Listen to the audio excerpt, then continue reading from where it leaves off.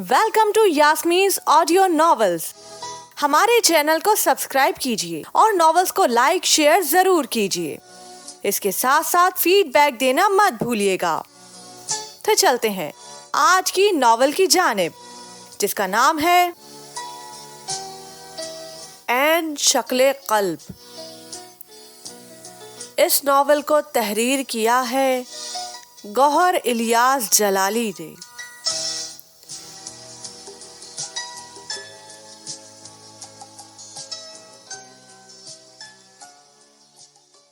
मैं जब tulip hotel के अहाते में दाखिल हुआ तो उस वक्त वलीमे की सुन्नत अपने उरूज पर थी, लेकिन कोई भी अमल सुन्नत के करीब तर भी नहीं था, सिवाय स्टेज पर बैठे लड़का और लड़की के, जो सुन्नत नबवी की अदायगी के बाद ही वलीमे की दावत दे रहे थे। अस्सलाम वालेकुम अंकल, मैंने इस्तकबालिया पर खड़े हजरात में से एक को मुखातिब करते हुए कहा। मुबारक हो। वालेकुम अस्सलाम और खैर मुबारक अहमद बेटे, मलिक नवेद ने मुसाहिफा करते हुए खुशी से कहा।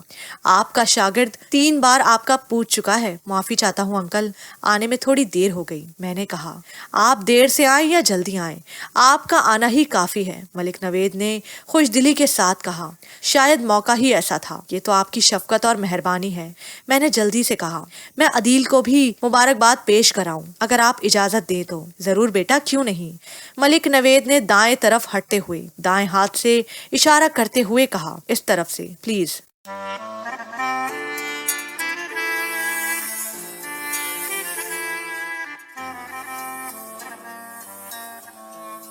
अदील को उसकी शादी की मुबारकबाद देने के बाद मैं वहीं कोने में रखी खाली कुर्सी पर बैठा ही था कि खाने का ऐलान कर दिया गया और लोग तो जैसे खाने पर टूट पड़े। हर एक का अंदाज और तरीका जुदा था, मगर मकसद एक ही। उस वक्त मुझे बचपन में अपने उस्ताद मोहतरम साहब की बहुत याद आई। खाना किसी भी इंसान की तहजीब की बेहतरीन अक्कासी करता है, ये सोचकर और उस वक्त लोगों को देखकर मेरा खाना खाने को जी नहीं चाहा और मैं एक कप सब्ज चाय का लेकर हॉल से बाहर निकल आया। हॉल से बाहर निकलकर दाएं जाने बने हुए खूबसूरत लॉन की सब्ज घास पर चलते हुए किनारे पर लगे हुए लोहे के जंगले के पास खड़ा हो गया, जहां से दरियाए जहलुम का बहता हुआ पानी हर साल उसमें डूबते हुए लोगों के सांस बंद होने का एहसास उजागर करने लगा। क्योंकि मैं भी अपने अंदर बहते मोहब्बत के दरिया में चुपचाप डूब जाने का फैसला कर चुका था, लेकिन मेरी मुश्किल ये थी कि मैं मदद के लिए हाथ पांव भी नहीं मार सकता था।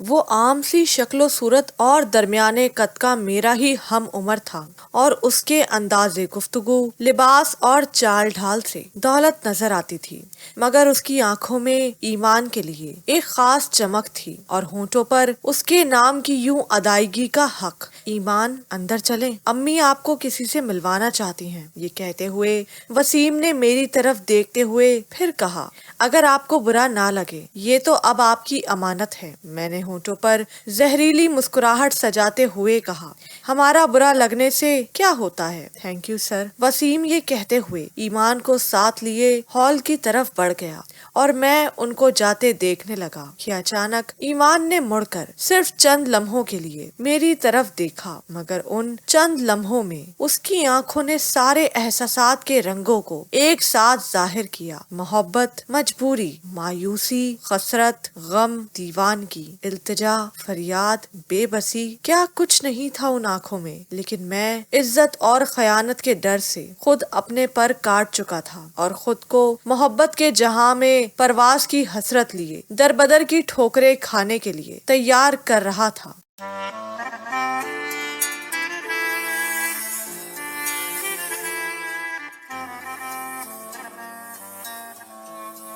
हम गुड़िया की शादी कर रहे हैं। सुबह से आए हुए मामू ने दोपहर के खाने के बाद इंकिशाफ करते हुए अपना फैसला सुनाते हुए कहा, लेकिन वो तो अभी पढ़ रही है। मैंने दबे लफ्जों में एहतजाज किया, अहमद बेटा 12 जमातें पढ़ गई है, यही बहुत है। मोमानी ने कहा, ये भी हमने तुम्हारे कहने और गुड़िया की जिद की वजह से 2 साल इसके बगैर गुजार दिए, वरना हमारे लिए तो घर सुनसान हो गया था। वो तो ठीक है, लेकिन यूं अचानक शादी کا خیال کیوں آ گیا؟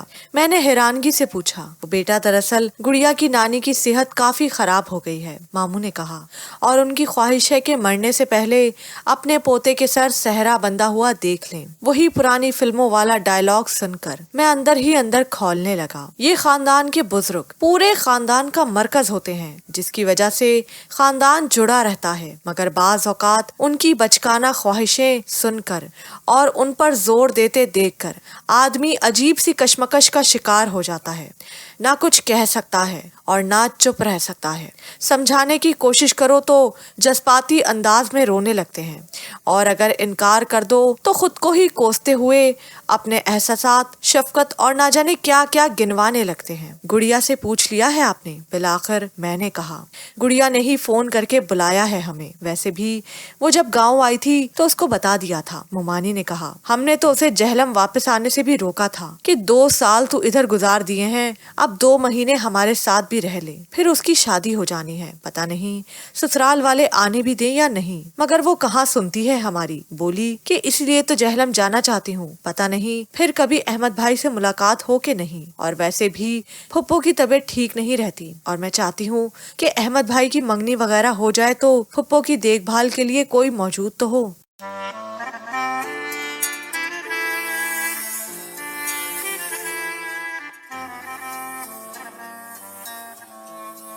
عصر کے بعد میں اپنے کمرے میں بیٹھا، معمول کے مطابق کتاب ہاتھوں میں لیے کسی اور ہی سوچوں میں گم تھا، جب گڑیا چائے کا کپ لیے کمرے میں داخل ہوئی۔ بھائی آپ ناراض ہیں مجھ سے؟ اس نے چائے کا کپ میری طرف بڑھاتے ہوئے کہا۔ نہیں، میں نے چائے کا کپ پکڑتے ہوئے کہا، لیکن تمہارے فیصلے سے خوش بھی نہیں ہوں۔ بھائی میں نے پہلے بھی کہا تھا، لڑکی چاہے گاؤں کی ہو یا شہر کی، ان کو ان کی زندگیوں کے فیصلے سنائے جاتے ہیں، لیے نہیں جاتے۔ گڑیا نے تھوڑی دیر خاموش رہنے کے بعد کہا، کیا مطلب؟ کیا تم خوش نہیں ہو اس فیصلے سے؟ میں نے اس کی طرف دیکھتے ہوئے ایک عزم سے پوچھا۔ خوشی کا تو علم نہیں، البتہ دکھی بھی نہیں ہوں، گڑیا نے عجیب سے انداز میں کہا۔ میں سمجھا نہیں، صاف صاف کہو، میں نے سیدھا ہوتے ہوئے پوچھا۔ بھائی ایمان آپی بھی آپ سے بہت محبت کرتی ہیں، گڑیا نے پھر اس کا ذکر چھیڑتے ہوئے کہا۔ لیکن کیا ہوا؟ ان کی زندگی کا فیصلہ بھی ان کو سنایا گیا، اب وہ ساری زندگی اپنے دل تک محبوبیت کا درجہ حاصل کرنے والے پہلے مرد کی یادوں کو دل میں چھپائے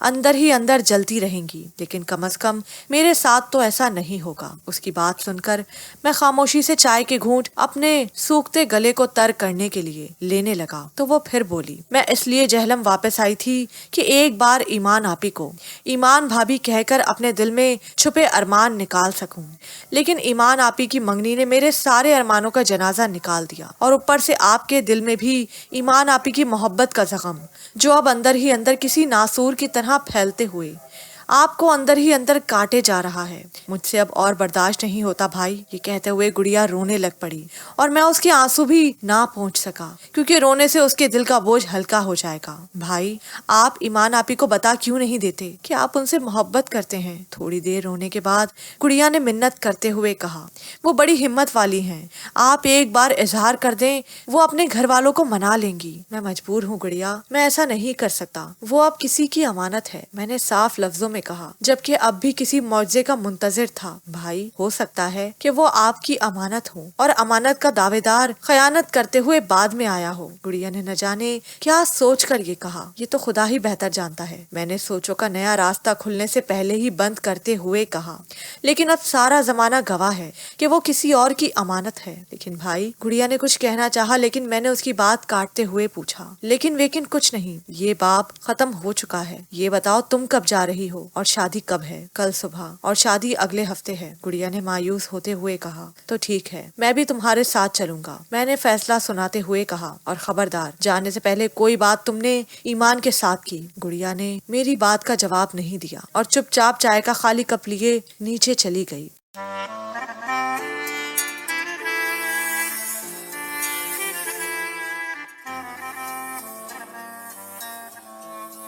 گاؤں سے واپس آئے یہ میرا چوتھا دن تھا، اور پچھلے 10 دنوں میں نے یہ تہیہ کر لیا تھا کہ کچھ بھی ہو جائے میں محبت کا نام بھی نہ لوں گا، کیونکہ محبت وہ واحد جذبہ ہے جو آگ بھی رکھتا ہے اور خوشبو بھی۔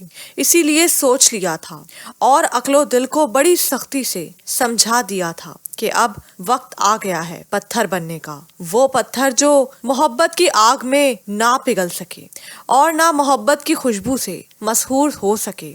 لیکن اس دن جب میں اپنے آفس میں بیٹھا، خود کو کام میں الجھائے ہوئے بیٹھا تھا کہ دستک کی آواز کے ساتھ ہی ایمان ہاتھوں میں گفٹ پیپر سے سجائے ہوئے کچھ لے کر اندر داخل ہوئی۔ کیا حال ہے سر جی؟ ایمان نے کھڑے کھڑے پوچھا۔ میں ٹھیک ہوں، میں نے روکھا سا جواب دیا۔ کوئی کام تھا کیا؟ جی، یہ دینے آئی ہوں۔ ایمان نے ہاتھوں میں پکڑے 2 تحفے میری طرف بڑھاتے ہوئے کہا۔ یہ کیا ہے؟ میں نے ہاتھ بڑھائے بغیر حیرانگی سے پوچھا۔ تحفے ہیں، ایمان نے معصومیت سے جواب دیا۔ وہ تو نظر آ رہے ہیں، لیکن کس لیے؟ میں نے اسی لہجے میں پھر سوال کیا۔ تحفے تحائف دینے لینے سے محبت بڑھتی ہے، ایمان نے مسکراتے ہوئے کہا۔ دراصل ایک گڑیا کے لیے ہے شادی کا تحفہ، میں خود اسے جا کر دیتی، مگر میرے ابو کے بھائی ایمان کے ہونے والے سسر کو اعتراض تھا، اسی وجہ سے اب کی بار اجازت نہ مل سکی، ایمان نے تفصیل بتاتے ہوئے کہا۔ اور دوسرا آپ کے لیے۔ میرے لیے؟ میں نے نہ سمجھتے ہوئے کہا۔ کیوں؟ آپ استاد ہیں اور شاگرد کا فرض ہے کہ جب امتحانات میں کامیابی حاصل ہو تو استاد کو یاد رکھے۔ ایمان نے غجیب نظروں سے مجھے دیکھتے ہوئے کہا۔ اس سے عقیدت بڑھتی ہے۔ میں نے بات کو نہ بڑھانے کے خیال سے خاموشی سے ہاتھ بڑھاتے ہوئے جب تحفے لیے تو میری انگلیاں اس کی ریشم جیسی نرم و نازک انگلیوں سے مس ہوئیں، تو نہ چاہتے ہوئے بھی نظریں بے اختیار اس کے چہرے کی جانب اٹھ گئیں اور اس کی نظریں جو میرے چہرے پر ہی تھیں سے الجھ گئیں۔ میں اب چلتی ہوں۔ چند لمحوں بعد ایمان نے نظروں سے نظریں نہ ہٹاتے ہوئے کہا، لیکن یہ تحفہ کھولیے گا ضرور، اکیلے میں۔ یہ کہتے ہوئے ایمان آنکھوں اور ہونٹوں سے ہلکی سی ہنسی، خوشی اور بے چینی سجائے باہر چلی گئی اور میں پھر پگھل گیا اور پھر اس خوشبو سے مسحور ہو گیا۔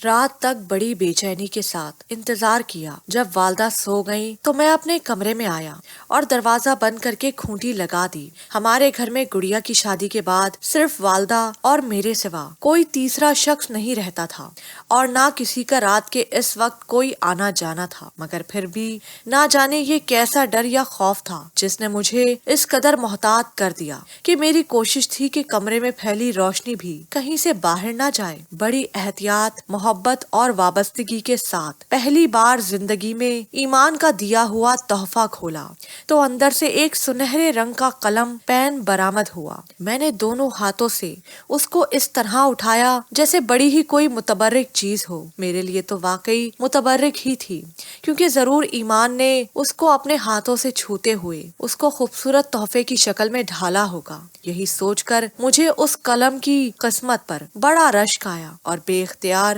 اس کو ہونٹوں سے لگاتے ہوئے اپنی آنکھیں بند کر کے اس لمحے کا سوچنے لگا جب یہ قلم اس کے خوبصورت ہاتھوں میں تھا۔ تھوڑی دیر اس لا حاصل محبت کے نشے میں مسرور رہنے کے بعد جب میں نے آہستہ آہستہ آنکھیں کھولی تو میری نظر قلم کے ڈبے میں رکھے ہوئے سفید کاغذ پر پڑی۔ میں نے قلم کو ڈبے میں رکھتے ہوئے ڈبے میں پڑے کاغذ کے ٹکڑے کو اٹھا کر کھولا تو اس میں چند موتیے کے پھول میری جھولی میں گرتے ہوئے ہوا میں خوشبو کو پھیلانے کا کام کرنے لگے۔ گرے ہوئے ان پھولوں کو میں نے بائیں ہاتھ کی ہتھیلی میں رکھتے ہوئے سفید کاغذ پر کالے رنگ کی سیاہی سے تحریر پڑھنا شروع کی۔ پہلے عقیدت ہوتی ہے اور پھر محبت۔ مجھے اس بات کا یقین ہو گیا ہے اور وعدے کے مطابق سب سے پہلے آپ ہی کو بتا رہی ہوں، کیونکہ میری نظر میں صرف آپ ہی اہل نظر ہیں، کوئی اور نہیں۔ ایمان احمد۔ یہ تحریر پڑھ کر پہلے تو میری خوشی کی کوئی انتہا نہ رہی، ایک عجیب سا سکون، قرار اور بے یقینی کی کیفیت رہی،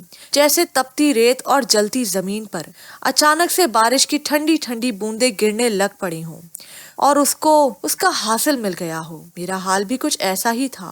اس وقت مجھے یقین ہو گیا کہ محبت وہ باغ ہے جس میں غمی اور خوشی کے علاوہ بھی اور بہت سے میوے ہوتے ہیں، اور ان کو حاصل کرنے کا مزہ اس وقت دوبالا ہو جاتا ہے جب آپ کو اس بات کا علم ہو جائے کہ آپ صرف محب نہیں بلکہ محبوب بھی ہیں۔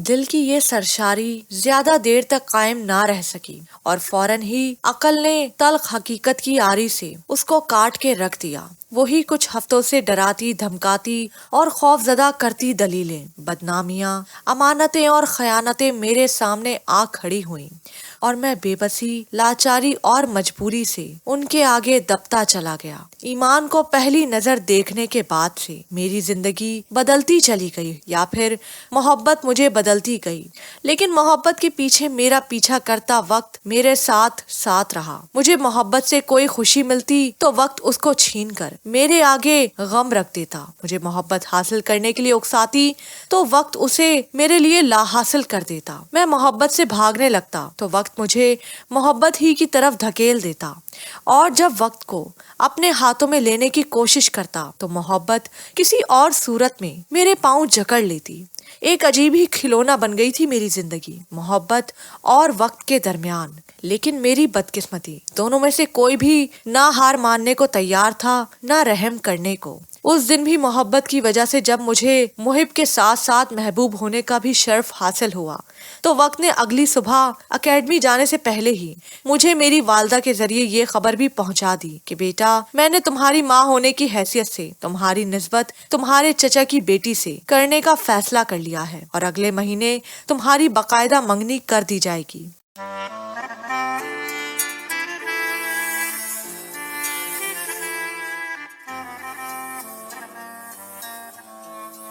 تن کا نظر آ جاتا ہے، من کا نظر آتا نہیں۔ چاہت بھی عجیب کھیل ہے، چاہتے ہیں جو ہوتا نہیں۔ وقت ایک بار پھر بازی لے گیا، اور اس دن سے لے کر ہر بار ایمان کا محبت برا ہاتھ میں ٹھکراتا رہا۔ محبت وقت کے پتھر کے نیچے دب گئی، اور میرا دل اس قدر سخت اور پتھر دل ہو گیا کہ آخر اس نازک اور جانو دل سے عزیز ایمان کو میں نے صرف اس لیے تھپڑ مار دیا کہ وہ وقت کے نیچے دبی محبت کو ہمت اور حوصلہ دینا چاہتی تھی۔ اسی رات میں نے زندگی میں پہلی بار ایمان کو نماز کے بعد جائے نماز پر بیٹھے روتے دیکھا تو میری محبت اور برداشت نہ ہو سکا، اور میں نے خود کو اور ایمان کو اس اذیت سے نکالنے کا ایک بار پھر فیصلہ کیا۔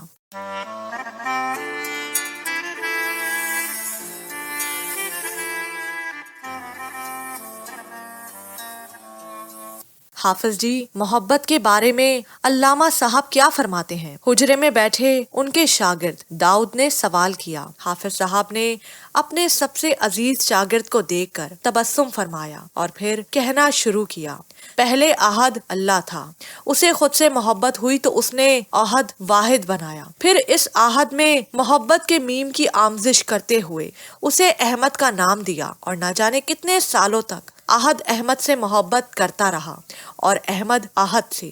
اب عہد نے اپنی محبت کے لیے کائنات بناتے ہوئے کہا، لو لاک لما خلقت اسماء الاراض، یعنی اے میرے محبوب، اگر میں آپ کو نہ بناتا تو زمین و آسمان کچھ نہ بناتا، تو پھر آپ صلی اللہ علیہ وآلہ وسلم کو سب سے آخر میں کیوں بھیجا؟ داؤد نے صرف علم کی غرض سے سوال کیا۔ انسان جب دوسرے انسان کو اپنی غرض سے بھیجتا ہے، جو محبوب بھی ہو اور اسے جہاں ٹھہرانا مقصود ہوتا ہے، تو پہلے اس کی تزئین و آرائش کرتا ہے، اس کو سجاتا سنوارتا ہے، اس مقام کے ارد گرد رہنے والے نوکروں چاکروں کو اطلاع کرتا ہے کہ میرا عزیز، میرا محبوب آ رہا ہے، اس کو کسی قسم کی تکلیف نہ دینا، اس کی خوشی میں اگر تمہیں کچھ بھی قربان کرنا پڑ جائے تو میں خود اس کا بدلہ دوں گا۔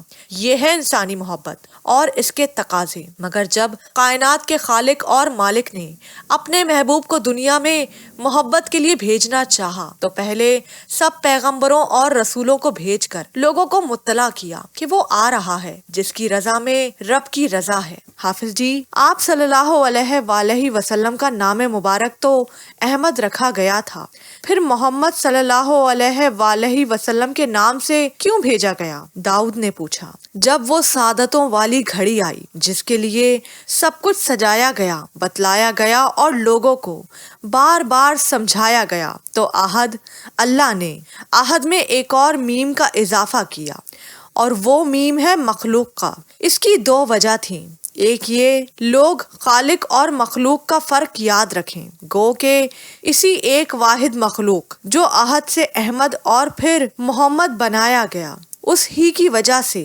تخلیق کائنات ہے، اور دوسری وجہ یہ کہ میرے محبوب سے دگنی محبت کرو، کیونکہ ایک میم کہتی ہے کہ تمہارے رب کو اس سے محبت ہے، اور دوسری میم بتاتی ہے کہ یہ ہے ہی محبت کے قابل۔ بے شک بے شک، اسی لیے علامہ صاحب نے فرمایا تھا کہ محمد سے وفا تو نے تو ہم تیرے ہیں، یہ جہاں چیز ہے کیا لوح و قلم تیرے ہیں۔ یہ تو ایک میم ہو گئی، اور دوسری میم حافظ صاحب نے سرشاری کے عالم میں کہتے ہوئے پوچھا تو داؤد سے جب کوئی جواب نہ بن پایا تو حافظ صاحب نے خود ہی کہنا شروع کیا، ورفعنا لک ذکرک، یعنی اے محبوب تیرے ذکر کو ہم نے بلند کیا۔ ایک 6 فٹ کا انسان کسی چیز کو اپنے ہاتھ میں لے کر بلند کرتا ہے تو وہ زیادہ سے زیادہ 8 یا 9 فٹ تک بلند کر سکتا ہے، اور اگر وہ اوپر کو اچھالتا ہے تو وہ بلند نہیں کر رہا بلکہ اونچا پھینک رہا ہے، جو ایک حد تک جا کر واپس پستی کی طرف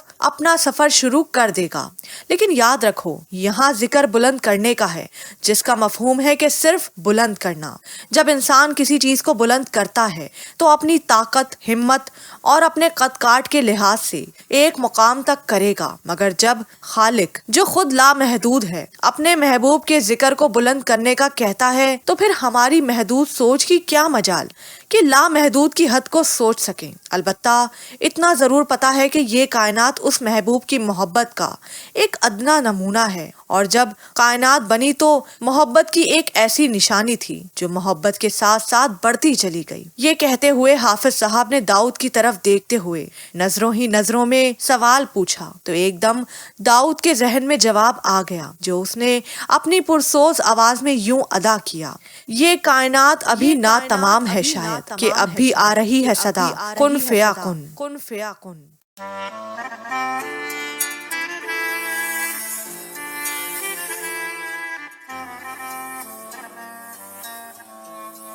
احمد بھائی، کیا آپ کی ایمان کے ساتھ کوئی کمٹمنٹ ہے؟ سر ناصر نے صبح صبح آفس میں داخل ہوتے ہی سیدھا صاف لفظوں میں پوچھا۔ کیا مطلب ناصر بھائی؟ میں سمجھا نہیں۔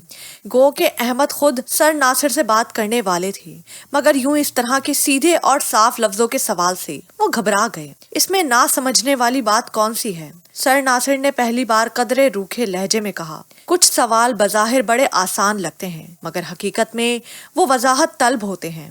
احمد اب جواب دینے سے پہلے اپنا سوال ان کے سامنے رکھنے کا سوچتے ہوئے بولے، بہرحال میری ابھی تک کوئی کمٹمنٹ نہیں ہوئی ان سے۔ کیا مطلب آپ کا ابھی تک سے؟ سر ناصر نے مشکوک نظروں سے دیکھتے ہوئے پوچھا۔ ناصر بھائی، میں آپ کے سوال کا جواب دے چکا ہوں، احمد نے دھیمے اور سلجھے ہوئے لہجے میں کہا، لیکن اگر آپ اس کی وضاحت چاہتے ہیں تو اپنے سوال کی وضاحت فرما دیجیے تاکہ سمجھنے اور سمجھانے میں آسانی رہے۔ احمد کی بات سن کر ناصر سوچ میں پڑ گئے تو احمد نے پھر کہنا شروع کیا، ناصر بھائی آپ مجھے کافی عرصے سے جانتے ہیں اور بہت اچھی طرح جانتے ہیں۔ میرا نہیں خیال کہ میں نے آپ تک کوئی ایسا اقدام کیا ہے جس سے لوگوں کی انگلیاں اٹھیں اور زبانوں کو حرکت دینے کا موقع ملے، لیکن پھر بھی اگر آپ میرے کسی عمل سے دل برداشتہ ہوئے ہیں تو میں معافی چاہتا ہوں اور توقع رکھتا ہوں کہ آپ مجھے اپنی صفائی میں کہنے کو چند لمحے دیں گے۔ نہیں احمد بھائی، بلکہ میں اپنے رویے کی معافی چاہتا ہوں، مجھے بات ہی کچھ ایسے انداز میں پہنچائی گئی کہ میں تھوڑا جذباتی ہو گیا۔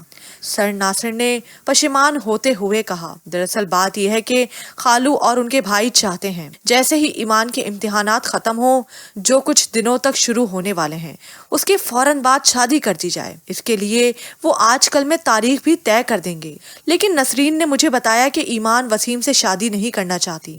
اس سلسلے میں نسرین اور خالہ سے بات کرنے کے بعد خالو کو جا کر انکار کرنے والی ہے، تو اس میں قباحت کیا ہے؟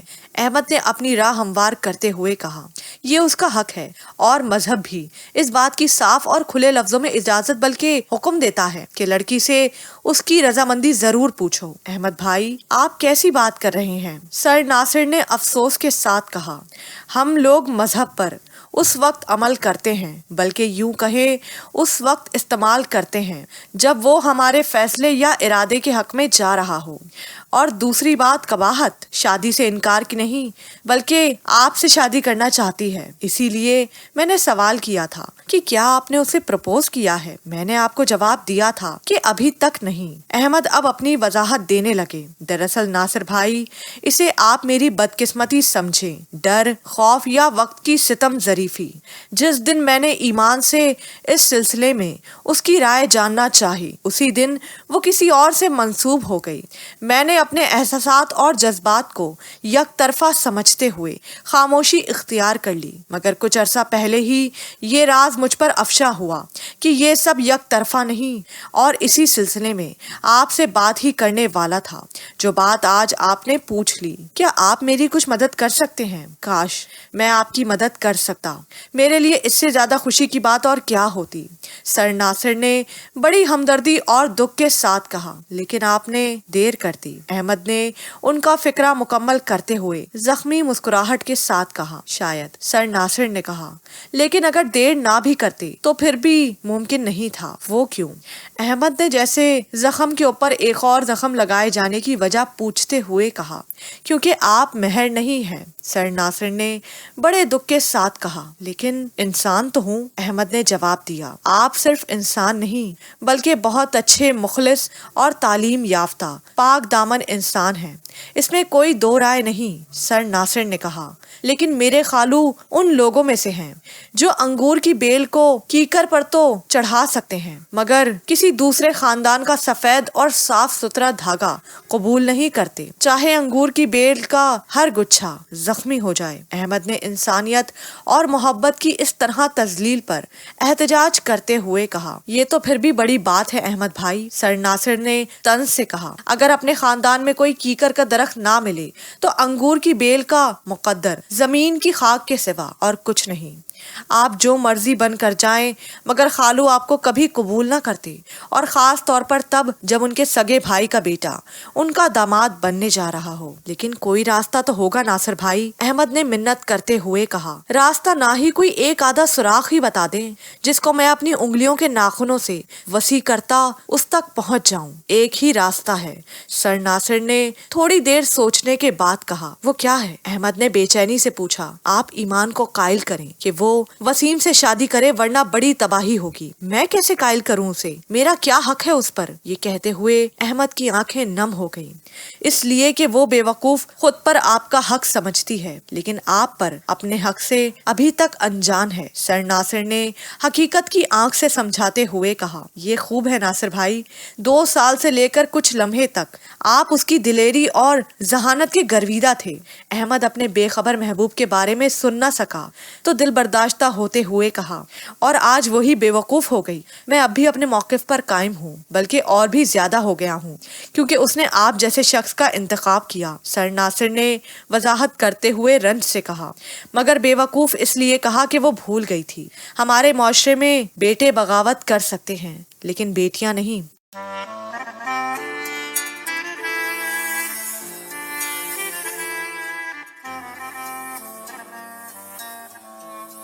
یہ میں کیا سن رہی ہوں؟ فائزہ نے ایمان کے کمرے میں داخل ہوتے ہوئے حیرانگی اور پریشانی سے پوچھا، تم شادی سے انکار کر رہی ہو؟ ٹھیک سنا ہے تم نے، ایمان نے کھڑکی کے قریب رکھی ہوئی کرسی پر بیٹھتے ہوئے بڑی سنجیدگی سے جواب دیا۔ لیکن کیوں؟ فائزہ نے حیرانگی سے پوچھا۔ ایمان نے گہری نظروں سے اس کی طرف دیکھتے ہوئے کہا، تم اچھی طرح جانتی ہو کیوں۔ تو کیا سر احمد نے تم سے کچھ کہا؟ میرا مطلب ہے کہ فائزہ نے ایمان کے قریب آتے ہوئے بے چینی سے پوچھا، تو ایمان نے اس کی بات کاٹتے ہوئے جواب دیا، نہیں، ابھی تک اقرار نہیں کیا، وہ کریں گے بھی نہیں۔ فائزہ نے قدرے غصے سے کہا، کیونکہ انہیں تم سے محبت ہی نہیں۔ میں نہیں مانتی، ایمان نے یقین کے ساتھ کہا، میرا دل نہیں مانتا۔ تم نے اور تمہارے دل نے کبھی کسی کی مانی بھی ہے؟ فائزہ نے الجھتے ہوئے کہا، تمہیں پتا ہے کہ تم کیا کر رہی ہو؟ میں سب جانتی ہوں کہ میں کیا کر رہی ہوں، ایمان نے کہا۔ خاک پتا ہے، فائزہ نے کہا، تمہیں تو یہ تک نہیں پتا کہ سر احمد تم سے محبت کرتے ہیں۔ ایمان نے فائزہ کی بات کاٹتے ہوئے کہا، وہ مجھ سے محبت मोहब्बत करते हैं। मैंने उनकी आंखों में देखी है मोहब्बत, उनके अंदाज से मोहब्बत छलकती है, उनकी बेरुखी, उनका गुस्सा, उनकी मुझसे यूं अचानक नफरत, ये सब बताती हैं कि उन्हें भी मुझसे मोहब्बत है। तो फिर इजहार क्यों नहीं करती? फायजा ने बेबसी से पूछा। यही तो पता करवाना है, ईमान ने एक अज़म से कहा। कब? फायजा ने तल्ख सा सवाल किया।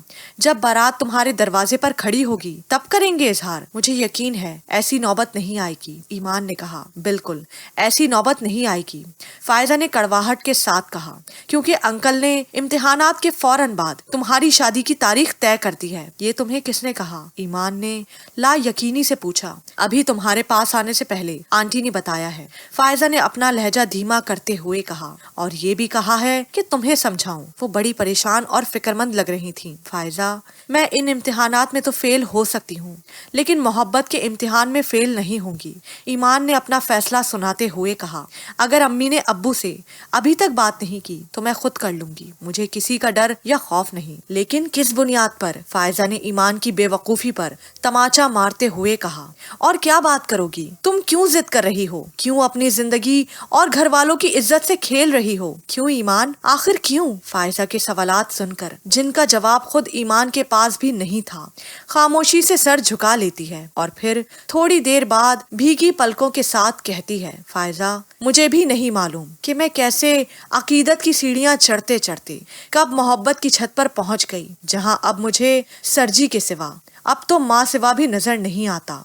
मैं जब भी यहाँ नमाज पढ़ती हूँ, ईमान ने रोते हुए हाथ से खिड़की के पास बिछी जानमाज की तरफ इशारा करते हुए कहा, तो मुझे यूं लगता है कि जैसे खुदा के साथ साथ वो भी मुझे देख रहे हैं। और अक्सर दुआ करते हुए ये सोचती हूँ कि किससे मांगू और क्या मांगू। मोहब्बत में बेबसी ईमान के अल्फाज रोक लेती है तो फायजा उठकर दोस्ती के हाथों मजबूर अपनी रोती सहेली के आंसू पोंछने लगती है। खुदा से जो दिलों के हाल जानता है, या फिर उससे जिसको मेरे हाल पर जरा रहम नहीं आता।